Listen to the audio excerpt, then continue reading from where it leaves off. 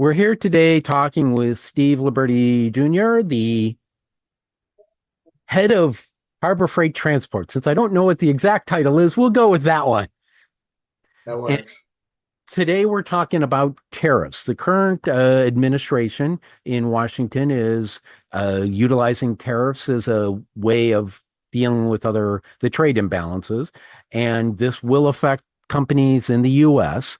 Harbor Freight Transport. How are they helping clients deal with these increased tariffs or the potential for them? So, Fred, one of the ways that we are helping, or two of the ways, is by offering our bonded warehousing services and our FTZ services to clients, which allows them to bring in their material, their cargo, without paying the duty upfront. So they can hold that here until the tariffs are landed upon. Right, as we know, our current president is a little bit all over the place. Whether you're a fan of his or not, we can all agree that it's kind of a little uncertain where he's going to land with the tariff. So it gives our customers the ability to bring cargo, continue to bring cargo in, and hold it and defer those duties for a later date. All right. So you said two things. You said bonded warehouse and FTZ. For now, I'm assuming all the industry insiders know what FTZ means, but for those that don't, can you explain a bit more on each of those things? The bonded warehouse, what that encompasses, as well as FTZ. Sure. So both pretty much allow someone to bring cargo in to the United States without paying the duty. They both handle it a little bit differently. Bonded warehousing, you are importing the goods into the United States, so it's technically imported in under a warehouse entry, and the cargo sits here, and you can piecemeal the cargo out. You can release little bit of it at a time, and as you release, you pay the duty on what you're releasing into commerce here in the U.S. Um, FTZ, a foreign trade zone, allows someone to the cargo is physically here in the U.S., but as far as the U.S. government is concerned, it's still not. It's not in the United States physically at all. So you're still deferring the duty.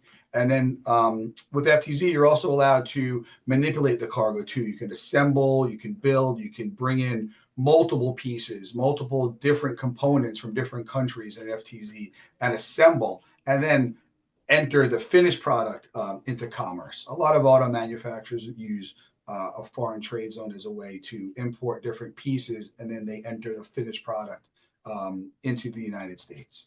Okay, so there's bonded warehouse where you bring it in, and however you bring it in, it sits there until you start sending it out. And once you start to send it out of the warehouse, that's when they get hit with the duty, correct? That's correct. Correct. And You pay then the duty, and then it's released into commerce here in the United States. and then the FTZ, the foreign trade zone, that it kind of comes in, but it's almost like it's a different country here, and people can assemble it and then ship the final product. And when they ship the final product, that's when they get assessed for the duty. Correct. Yeah. So it can even be re-exported, right? So different components can come in FTZ and remain here, maybe to be assembled with other products, and then it can be moved out, either out of the country or and it doesn't even have to be assembled, right? It could just be that one item is coming in under an FTZ, and then it's released into commerce at a later date. So they're very similar, and they both kind of do the same things, which is basically defer the duty. Which sounds like a phenomenal way to get past high tariffs, or at least for a while. So, just for those who are still watching, tell us a bit about Harbor Freight Transport because you guys have been around for quite a while. We have, yeah. So this was originally started by my grandfather in 1947. I'm third generation, so we have been around for a very long time. It's great. My father's still working here. Yeah, I've been here myself for 28 years now. Started out as my grandfather was a truck driver, essentially in New York City. My father worked for him, and then we grew, became a container freight station, essentially then bonded warehouse, FTZ, and we offer, all sorts of services from LTL trucking, FCL drayage, bonded warehousing. We specialize in project cargo, out of gauge freight, heavy. We have indoor cranes in our building. We have outdoor cranes. Our headquarters is located right inside Port Newark Elizabeth Marine Terminal. We have over 20 acres of open area. And we've recently expanded into Savannah, Georgia, about a year and a half ago. So how is Savannah different from you said New Jersey port? Port Newark, in New York, yes. Okay, so I was close. I had a new in there. So how is Savannah different? I mean, just overview. How is Savannah different from Port Newark?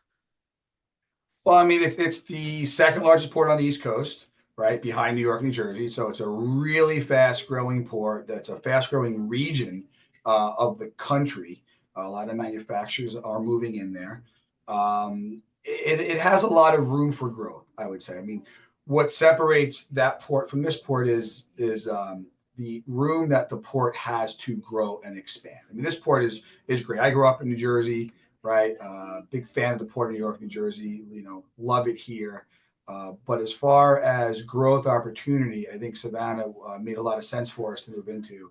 A lot of our customers that maybe feel some congestion up here in the New Jersey area and they want to use other ports to bring their cargo in. Savannah's a great option for that, and that's why we felt the need to be down there. All right. So I won't ask you about expanding to the West Coast.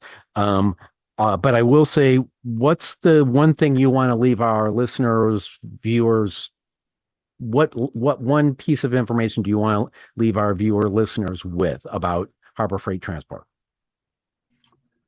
Well, I mean, I guess something to leave everyone with is that we are a family business, and it's a family owned and operated business where we treat everyone that works here as part of the family. And we also like to treat our customers as being part of the family. We don't look at it as a one-time transactional thing. We like to work with our customers and help them grow because it helps us grow and be a part of their family and have them be a part of ours. Excellent. All right, folks, we'll be back again with more of Steve. He doesn't know this yet, but we'll be back more with him in later dates so we can get updates on Harbor Freight Transport and the shipping industry.